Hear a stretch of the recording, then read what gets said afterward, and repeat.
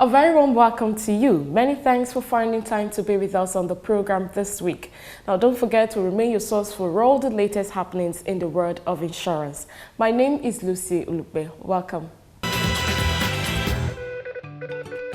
On our lineup this week, first we join Faith and our guest, Mr. Yombo Bammeke, the Chief Executive Officer of the United African Insurance Brokers Limited, Uaib, on the CEO rendezvous where they discussed sars protest aftermath, leveraging risk management. Speaking in the course of the interview, Mr. Bammeke noted that there is a difference between buying insurance and doing risk management. Do take a listen. Government in Nigeria, I'm sorry to say, are generally careless. Now, I would say Lagos State government in particular, they do a lot of insurance. I'm aware of that. But there's a difference between planning to buy insurance and doing risk management. Vastly different. Because the only solution when you do risk management is not insurance. So when you do your risk management properly, insurance is what we do for what they call residual risks. So when you analyze a risk, you identify your risk, you analyze it, you take steps to actually mitigate those risks. Now, when you have taken those steps, what we call residual risk is what you pass to insurance companies.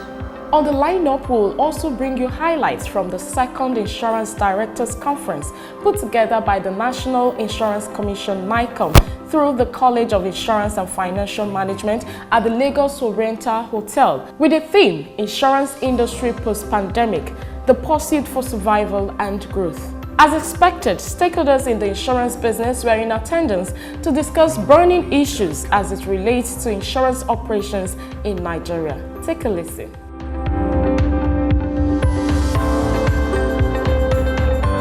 Decision to make sure that the directors understand our business ultimately is now being justified, because the more the directors know about our business, the better we can work together.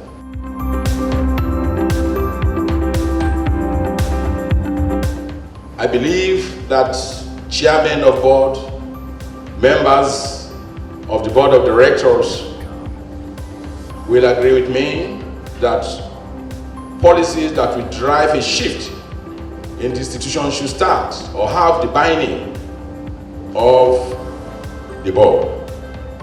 The policy direction you will give will go a long way in ensuring sustainability and development of your various institutions.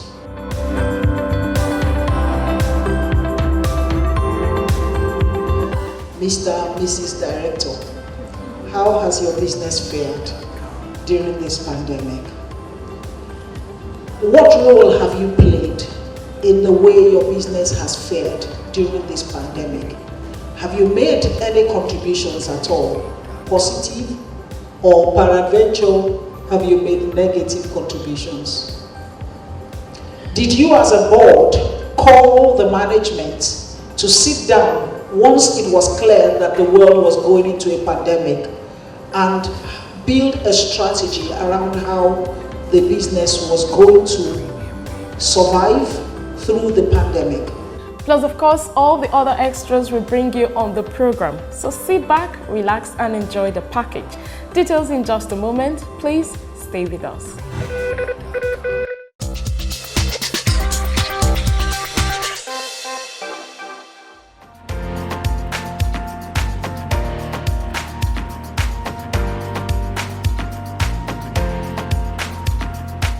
A very warm welcome to you. It's a pleasure to have you join us on the CEO Rendezvous this week. Today on the stage, we'll be looking at sars aftermath, reinsurance to the rescue. And to do justice to that is the Chief Executive Officer of United African Insurance Brokers, UAIB, Mr. Yombo Bammeke, who is a fellow of the Chartered Insurance Institute of London. He's also an enterprise risk management expert. Thank you so very much, sir, for joining us on the Thank you very much. Thank you. Okay, sir, let me start off by saying that when people hear reinsurance, they are usually confused. And it's even worse when they now hear a reinsurance broker. They ask you, what does that mean? I think the best way to put it is that a reinsurance broker does exactly the same thing an insurance broker does for his customers. So an insurance broker takes the customer's business and places it with an insurance company. A reinsurance broker takes the insurance company's business and places it with a reinsurance company. So we are like the business to business end of the transaction, and the broker is the customer to business end of it. Like they say B2B, we are the B2B. We only have businesses as our clients, and we only place businesses with corporate bodies. Okay. How challenging is the reinsurance broking space in Nigeria and globally, especially in the face of the COVID-19 pandemic? Okay. Well, in Nigeria, it's challenging. Generally, people who operate in the space tend to travel quite a bit. Yes. So the first thing that's happened is that we've not been able to travel quite as much. You tend to travel to meet potential business partners, either in conferences or you visit their markets directly. And you tend to travel to maintain those relationships. Now, in the last 1 year, thereabouts, we've been forced to do the business without necessarily traveling. So that's a different challenge. The expectation is that this is temporary, and then eventually you probably get to be able to travel again. But in the meantime, we are doing as best as we can. The relationships we have already, we are maintaining them by various means of communicating, emails, Zoom meetings, and such. Even WhatsApp. Every tool is available. But it's challenging, but I believe we'll overcome it. We are still doing quite as well as we are doing before. Okay, so let's bring it back home. 2020, no doubt, will go down in history as one of the worst years for economies worldwide as a result of the pandemic. It's even a double whammy for Nigeria. We had the pandemic and the end SARS protests. Lagos State, as we speak, is still bleeding from the aftermath of that. I recall that immediately after the end SARS protests and the wanton destructions nationwide, a lot of people have called to ask me that, oh, insurance, in popular terms, what is jegbese? How are they going to get money to pay? And of course, you have to explain there's no insurance and all of that. But I just want to put in perspective, looking at what has happened in 2020 vis-a-vis the end SARS protests in Nigeria. What is the impact of that in the insurance markets in Nigeria, especially as it relates to reinsurance products? Okay. First, the first side of it is, say, the pandemic. The thing with insurance is that you have to buy the insurance in order to claim. Unfortunately, Nigerians don't have a very good habit with buying insurance. So there's a difference between economic loss and losses that you can recover from insurance, from an insurance company. So first, you have to buy the cover so you can get a claim.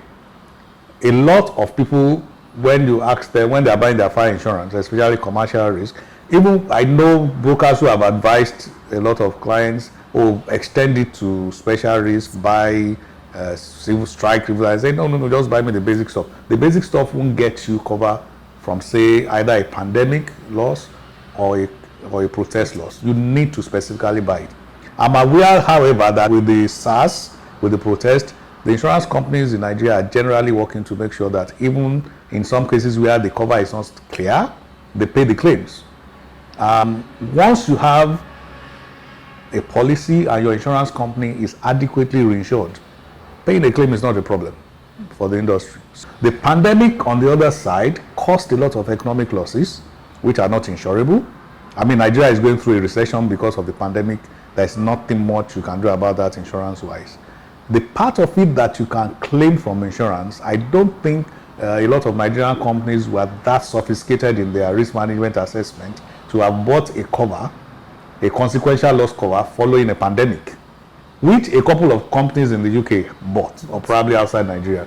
If it's an international company in Nigeria, for example, has a global policy that included consequential loss following a pandemic or related like events, then they will pay, they will get a claim. But generally, people tend to buy consequential losses following physical loss and damage. So you need an asset that suffers from a physical loss, either from fire or any other means. And then the consequential losses that follows that will be paid. So I'm aware international companies in some jurisdictions are paying claims, especially in the UK. They are going to pay claims following the pandemic. A lot of companies in Nigeria didn't buy that cover. If you didn't buy the cover, then you can't make the claim.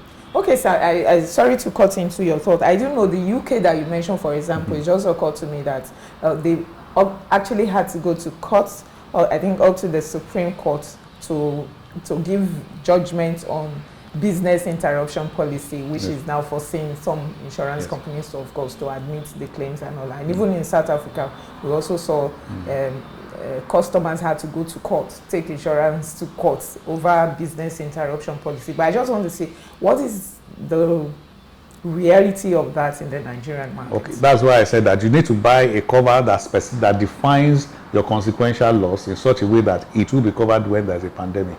I think the particular case in the UK was like the sample guy that went to court.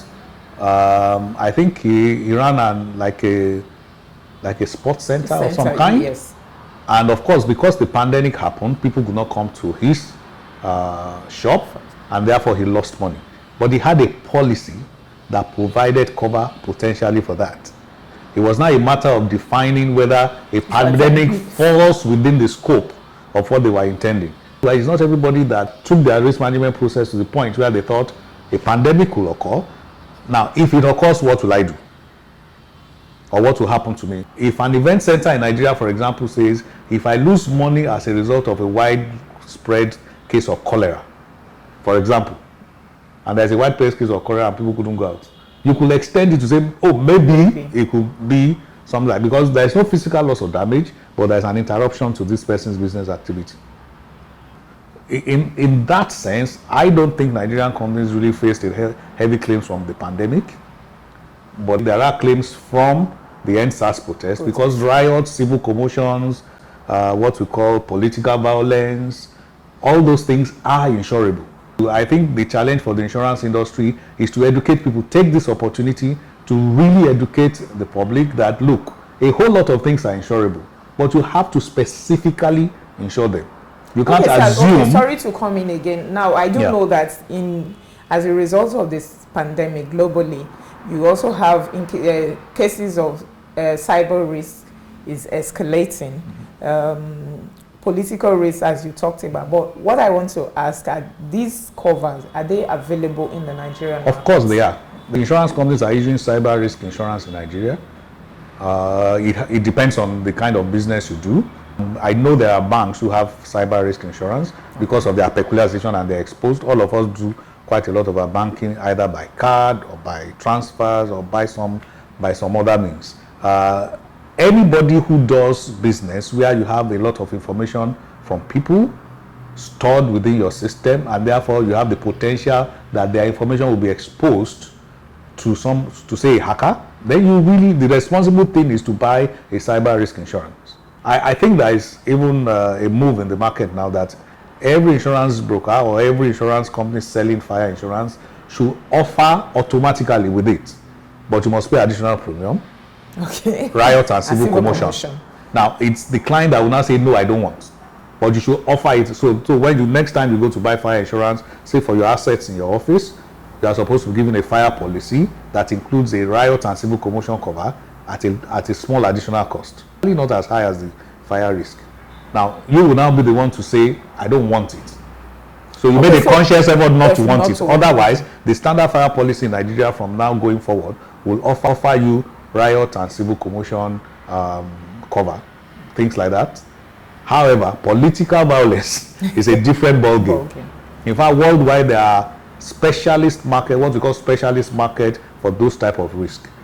A lot of Nigerian companies may not be able to offer it to you directly, but if you ask them for political violence insurance, they have partners that they will use to provide the cover. They won't tell you no, but they will just tell you hold on, and then they will arrange the cover with their partners, and then they will price it right, and then you can have. Okay, Mr. Bammeke, what about we've also seen a rise in the cases of kidnapping, high-profile, medium-profile people, low-profile people in recent times. So it's an interesting thing. Okay. There's an insurance for it, but the people who have insurance for it won't tell you they have insurance for it. For fear of not being kidnapped. In fact, it's written into the contract. If I give you a kidnap and ransom insurance, you can't tell anybody you have it. Because then you've just invited people to come and kidnap you. It won't make sense. So there's what they call K&R, there's kidnap and ransom insurance, but Most people that have it won't tell you that they have it. Okay, now moving on, Mr. Bammeke. So let's look at the pandemic globally, on a global level. Of course, we're still narrowing it down to Nigeria. Lagos state government, as I said, they are still bleeding from the loss of the aftermath of not just the pandemic now, but also the SARS protests and what we saw. So going forward for government at all levels, what would be you and enterprise risk management president, what should be their focus when it comes to risk management or better risk? End SARS as a protest was unusual because it was not violent and they were very well organized. The violence that followed was a different matter entirely. I think we need to separate it. For me, as a risk management person, you need to separate the two. The people who did end SARS were very well organized. That is actually the one that we are not used to. We are used to people rioting all the time and destroying stuff. So the average government who does risk management and did not include the fact that a riot can happen and things will be destroyed is pretty careless, because that's an easy risk to recognize in this market. Okay, Mr. Bammeke, sorry to cut into your thoughts, because I've had a conversation sometime late last year with an underwriter, and he was telling me that he's even shocked that the number of BRT buses in Lagos, such large numbers were housed in a particular place. And when the fire came, it raised a number. When somebody, then it raised. Okay, that's why I'm saying that it's actually pretty careless for the government not to have thought about riots, because it's not the first time we've had a riot in Lagos and things were destroyed. So the average government ought to have a plan for that. The second thing is that once the peaceful protest started and it kept on going long, a lot of people thought, well, there's a possibility that this could become something else.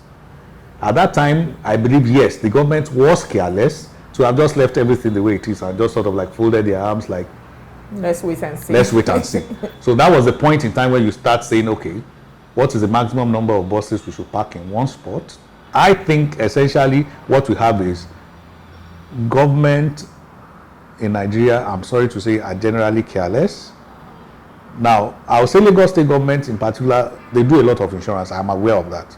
But there's a difference between planning to buy insurance and doing risk management. Vastly different.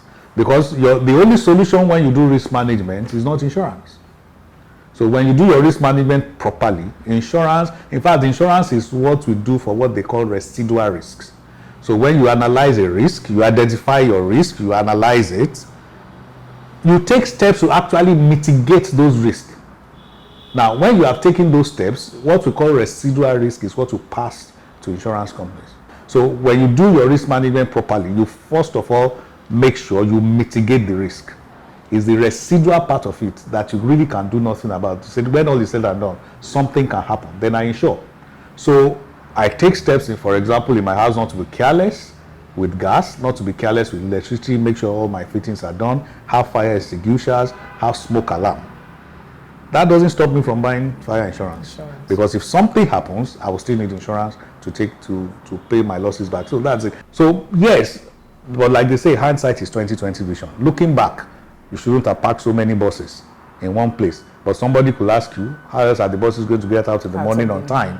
But there's always a way. If you sit down and think about it, I'm not saying I know the answer to it, but if people who are transport experts, logistics experts, sit down, you dimension the issues to them, they provide you a solution that is workable.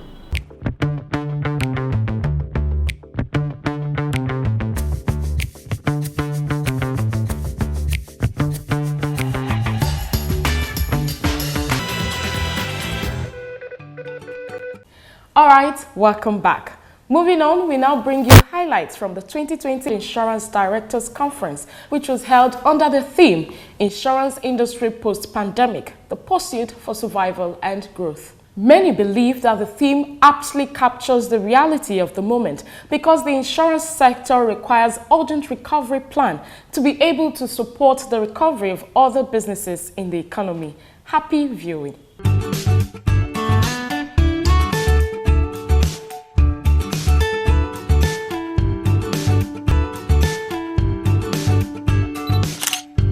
The National Insurance Commission, NICOM, in collaboration with the Chartered Insurance Institute of Nigeria, College of Insurance and Financial Management, late last year, put together the second edition of its annual conference for directors of insurance companies at the Lagos Oriental Hotel, Lekki.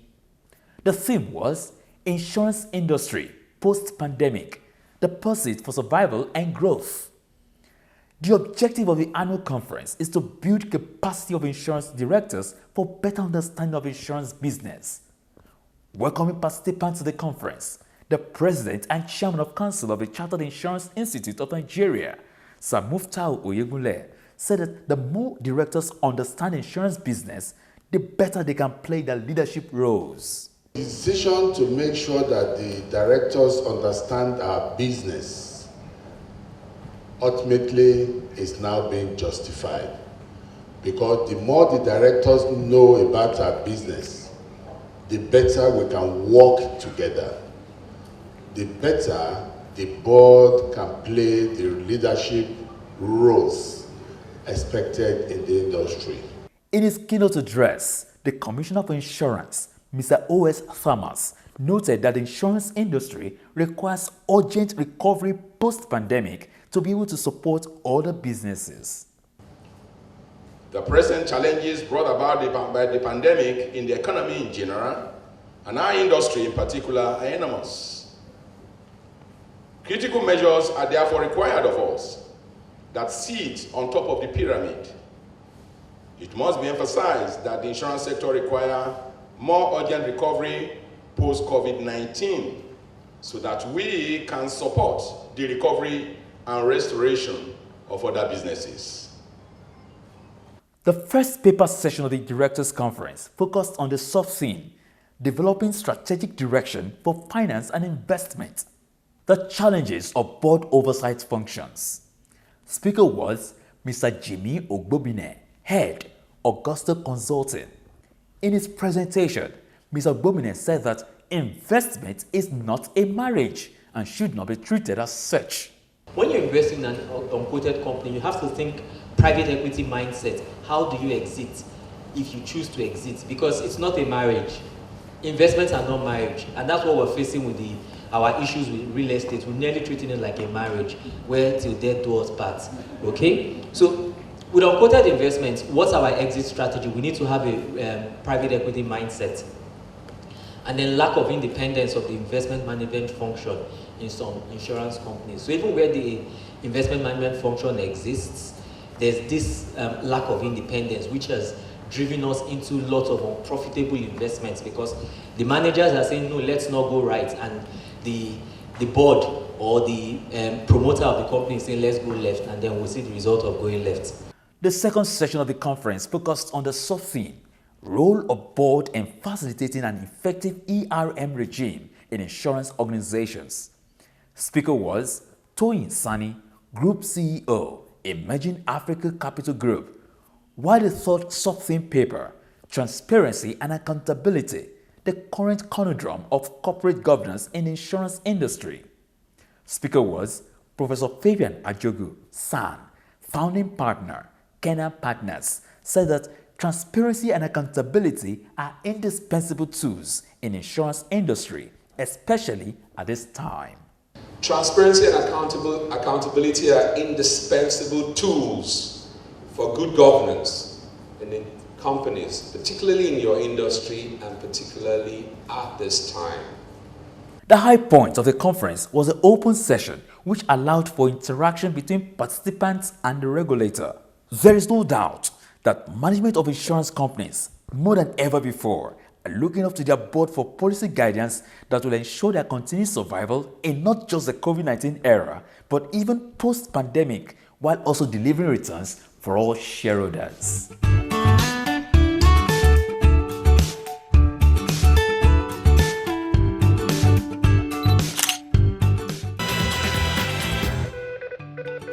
That's our time on the program this week. Many thanks for being a part of it. Join us again, same time, same station next week for a fresh package. In the meantime, feel free as always to connect with us on all our social media platforms. Don't forget to also keep a date with us on our flagship radio program, Waiting Insurance They Do Serve, on Nigeria FM 102.7, live every Wednesday by 9:45 a.m. My name is Lucy Olugbe. Until next time, from the entire team, it's goodbye and please stay safe.